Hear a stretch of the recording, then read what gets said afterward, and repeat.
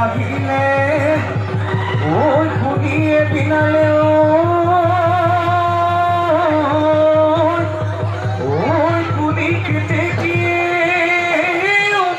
নগালে ওই মা ওই কিনো অসমীয়াত ওই বিহুতীয়াত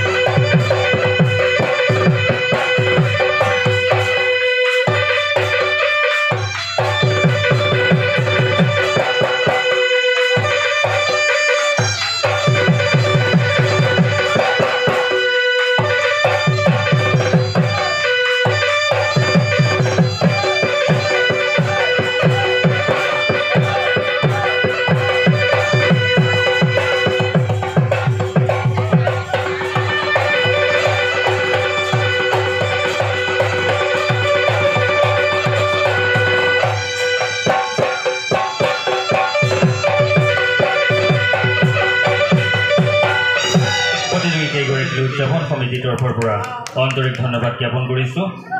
আৰু তেওঁলোকৰ উজ্জ্বল ভৱিষ্যত কামনা কৰিছোঁ। এইবাৰ আমি মঞ্চলৈ আমন্ত্ৰণ